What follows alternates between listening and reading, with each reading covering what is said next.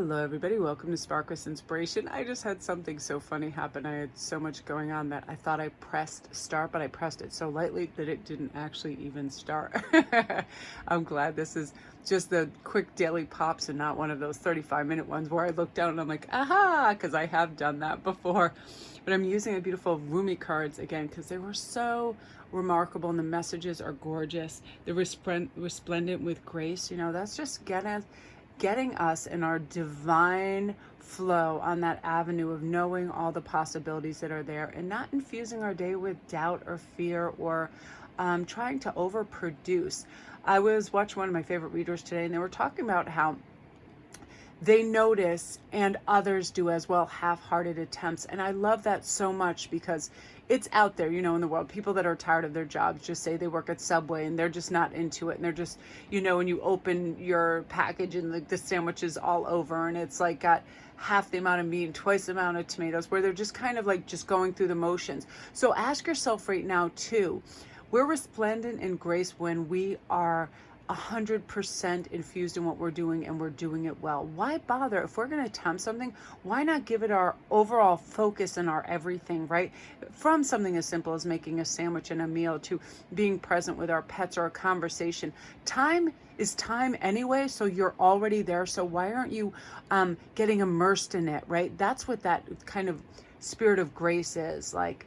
Oftentimes you see this within makeup artists or things. It's like every little detail matters, that extra eyelash, that hue that's a little bit darker, just being immersed and giving it that beautiful, graceful attention, all those little things.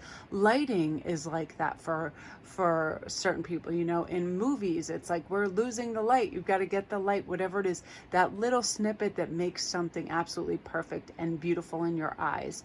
And it's that reverence being paid to something, right?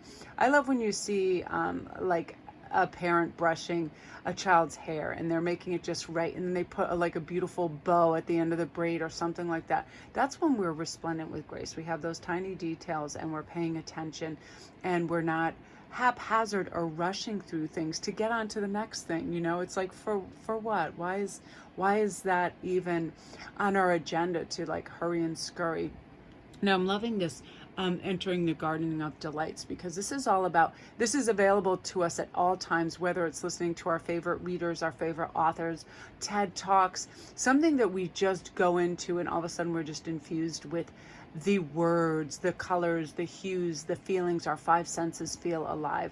Oftentimes this for me when I walk out in my yard and all the animals are out there and I hear all the birds and I can hear the cats chasing them. Like I just tune in almost like another cat or bird. Like it is a magical place for me, and it's like I just love it.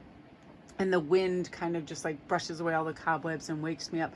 So reaching for that which really just kind of stimulates your heart, mind, body, spirit, and stepping into that. For some people it's painting, and whatever does that, we need to reach for more of that. And oftentimes it's just educating ourselves down that avenue. Like, you know, if you're really into birds, if you're really into geography, just studying and getting immersed in that and bringing new, you know, new understanding of the species or area into your life, and being completely present in the moment that you're doing in it, because it is really simple to multitask ourselves into a watered down state. I was saying before when I wasn't taping that I notice a lot of my TV going on my iPad and on my phone, and I'll be doing 3 different things.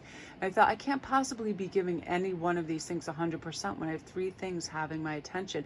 And for whatever reason, it also creates a little cortisol and stress, because then I feel like it's work or I have to, like I'm just piling on, right? It's like if I was sewing a dress right now, I wouldn't also be making lemonade and doing my taxes. Like what am I doing, and why am I so used to just trying to bring more and more and more? I much prefer one thing at a time done well with calm intention than a lot, right? And that's definitely that beautiful garden of delights. Beautiful, complete attention to detail and things going on around us. And the angel just reminds us, you know, we are never in this alone. We always have this beautiful array of spirit and angelic help, and when we ask for it, it comes to us and we feel it, and we're infused in it, and we're relaxed. And it's just that focus that we can go down one of two paths. We can have this utter panic, fear instilled life where we always think we're not going to have enough, or we need more and more and more. And when you look around you, there's probably a lot of things in your home you simply don't need, but at that moment you're like, I need this to be able to make me happy right now, but it's usually some impulsive gap filling expenditure, right? It's so whatever it is, it's like, let's look. I would rather sit and read a really good book, play a video game, read interesting articles, do something, and really feel like I got something out of it, as opposed to just like purchasing things or racing out or buying, spending, and getting caught into that strange, materialism matrix that's out there. So oftentimes, if we just look around our house, we see all these wonderful things that we can do. If we have needle and thread, if we have fabric, if we have markers, paper, a computer, whatever it is, a good book. And all our angel guides remind us of that we not only have enough, that we have more than enough, that we are we're thriving and we're doing well. And oftentimes all that takes too is for us to speak it out loud and to magnify that energy, right? I'm feeling good. I feel calm. I feel happy.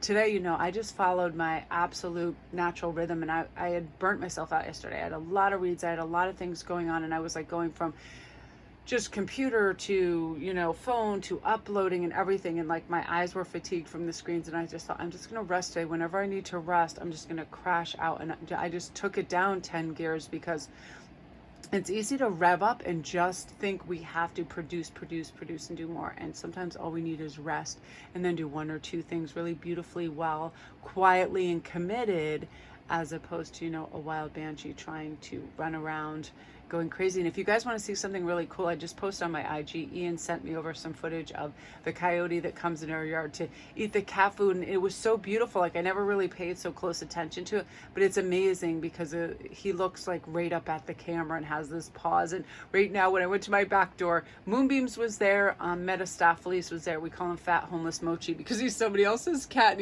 he always looks sad, but he looks like Mochi with extra hair.